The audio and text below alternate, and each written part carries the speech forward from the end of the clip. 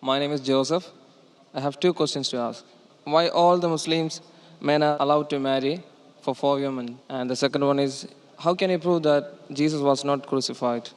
Brother has two questions. Brother, are you a Christian? I am. Brother has two questions. That why does Islam permit a man to have up to 4 wives? Why does Islam permit a man to have more than one wife? And second question, how can you prove that Jesus Christ, peace be upon him, was not crucified? That Quran is the only religious book on the face of the earth which says marry only one.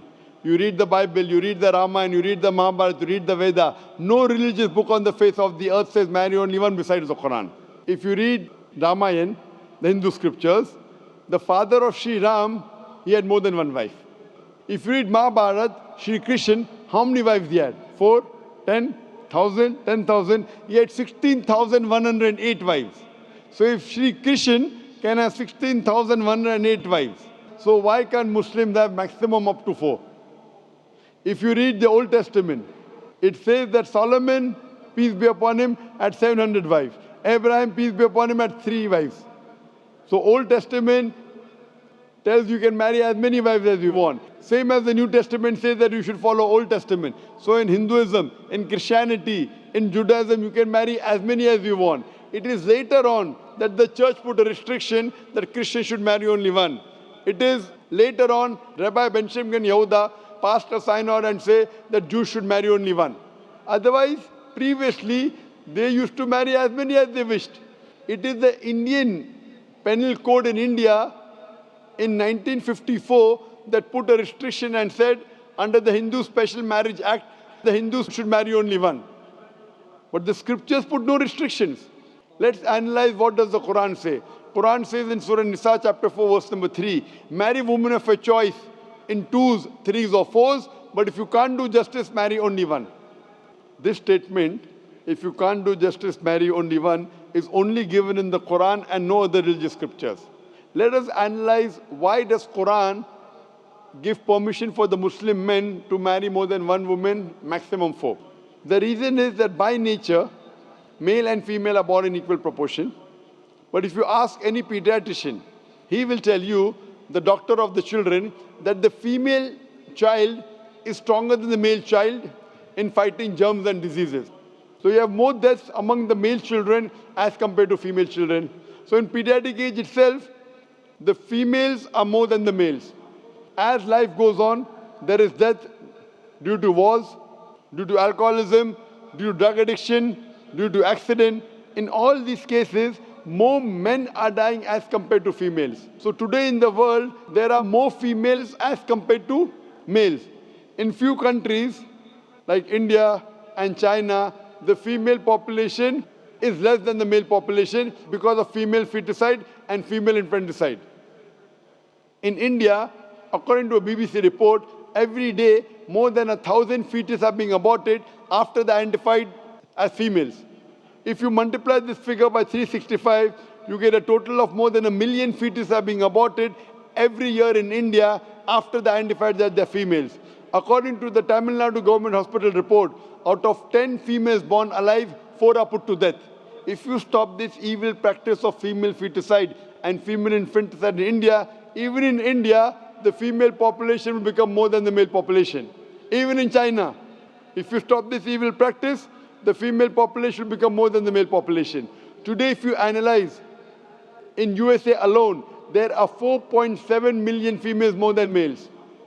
In UK alone, there are 1.2 million females more than males. In Germany alone, there are 1.6 million females more than males. In Russia alone, there are 10.6 million females more than males. And God alone knows that how many females are more than males throughout the world.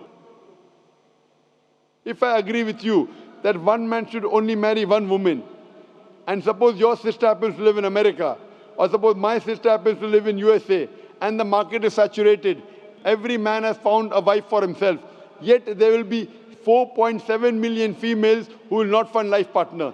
And if your sister happens to be one of them, or if my sister happens to be one of the 4.7 million females who have not found a life partner for themselves, the only option for them is that she either marries a man who already has a wife, or becomes public property. Public property, such a harsh word. It is the most sophisticated word I can use. I cannot use a better word. You know, in America, today the statistics tell us, on average, a man has 8 different sexual partners before he settles down with one. Having mistresses in USA is very common. 5, 10, 20, 30, no problem. Having more than one legal wife, it doesn't go down their throat. When a woman is a mistress, she doesn't get her rights. She is dishonored. She is not treated well. In Islam, when a woman becomes the second wife, she gets her honor, she gets her right, she's treated well. Any modest woman, if you ask her, that would you prefer being a second wife of a man who's already married or become public property, they would opt for the first. So Islam has given permission for some men to have more than one wife to protect the modesty of the woman. Coming to your second question. Is it allowed for ladies to marry 4 men? Brother, you're asking counter question, the time is limited. You asked 2 questions, now you're asking a 3rd question. Are you convinced with the first answer? I'm convinced with the first one. MashaAllah, so you're convinced, okay.